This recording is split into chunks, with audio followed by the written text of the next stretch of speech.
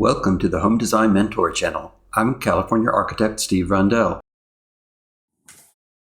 Are you frustrated by areas in your house that appear pointless? Hint: unless you have money to burn, wasted space equals wasted cash. In the last episode of this 6-part study on floor plan mistakes, we examined a few items concerning exteriors and living areas. Now it's time to continue into the kitchen and dining room. Let's address the vacant area between the entryway and the peculiar space leading to the living room shown in this layout. It's akin to the issue we discussed earlier regarding furniture arrangement. In this specific floor plan configuration, navigating between the living and dining areas to reach the kitchen becomes a frequent chore. As previously mentioned, you'll find yourself maneuvering around furniture and likely crossing paths with someone watching TV. The layout in this image appears to lack a clear definition of space between the dining room and the kitchen. Notice the ambiguous area below the staircase. One might ponder its purpose. Perhaps it could serve as an impromptu playpen for infants, or a makeshift puppy enclosure with strategic placement of baby gates. Alternatively, it could be repurposed as a desk area, although its positioning seems peculiar for such a function. Efficient floor plans waste no space. Not only is it frustrating to figure out what to do with purposeless areas, but consider the effort put into building and maintaining the space of the life of the building. Take this example layout that hosts 3 bedrooms and 2.5 bathrooms in roughly 1,600 square feet. Every effort is made to ensure adequate space in each room, and each area serves its purpose without unnecessary extra square footage. Is it a long journey to your refrigerator? Hint: all features require convenient access. I once had an amusing structural engineer tell me that it was critical for him that the master bedroom be conveniently located near the kitchen, just in case he got hungry and needed to get to the fridge quickly. While this is a rather peculiar point of reference, the underlying concept is that you want to traverse a plan as straightforward as possible. In the case of our example layout, the refrigerator sits at a circuitous path from the master bedroom. First, you go down a long interior hallway that's probably dark, even during the middle of the day. You have to make a hairpin turn and navigate the furnishings of the living room before rounding another corner to avoid the bar stools to another hairpin turn. Finally, you cross the entire kitchen to reach its kitty-cornered refrigerator. Holy cow, that was quite a journey for a piece of cheese. I recommend sticking with the layouts that centralize the primary circulation path. An efficient path ensures that rooms rest on either side of the route, and you minimize having to go through so many unnecessary steps to reach your desired point. There is one exception to the basic rule proposed here. Circulation is a given, but when you must design a longer route, make it a fun one. Use detail, natural light, wall treatment, and trim that makes passing through the space a pleasure.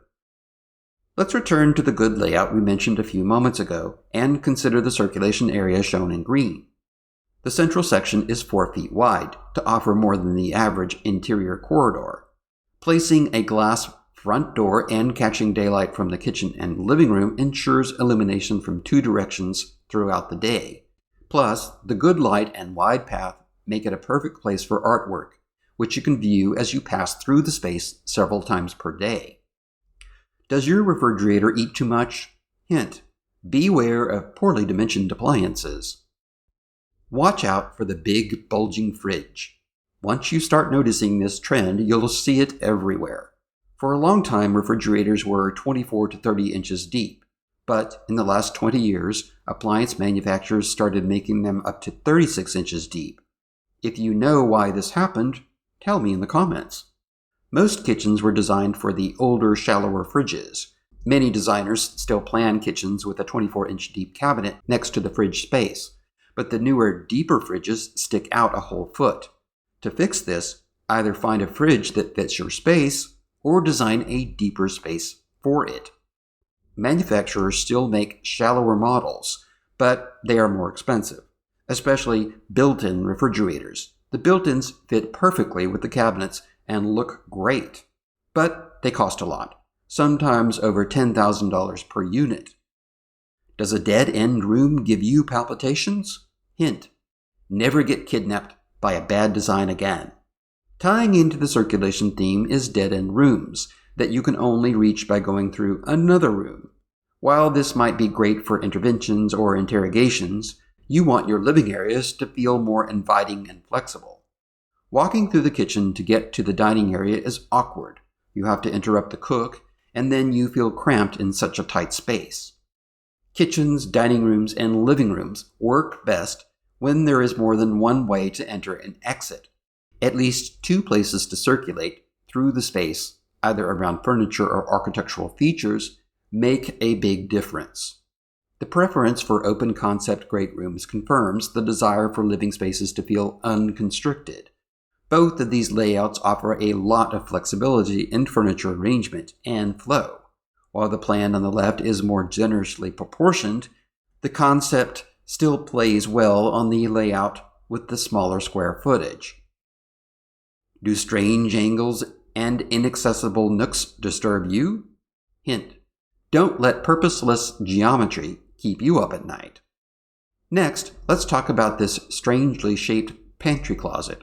The triangular interior space is pretty much useless. Sure, you can stash things back there that you hardly ever use, but when you need to retrieve something, it's like solving a complicated puzzle to reach it and then put everything back in its place. By the way, there is a trend for walk-in pantries that will likely continue. The trick is that they require enough space once you go into the closet to access and arrange items without bumping your elbows and shins on shelves and the items stored on them. While unique shapes can be interesting, straight-line arrangements are usually more practical, especially in smaller spaces. Take these bedroom closets, for example. They're very straightforward, but they're much easier to navigate, arrange shelves, and store items. Plus, you don't waste any precious space with unnecessary angles. Always remember every inch of space counts. Should a bay window see the bay? Hint: it's a shape, not a destination. Next, let's talk about the unnecessary bay window. It's essential to place these thoughtfully and design them with good detail to enhance the overall look of your home. However, sometimes they seem like they were added as an afterthought, like in this example.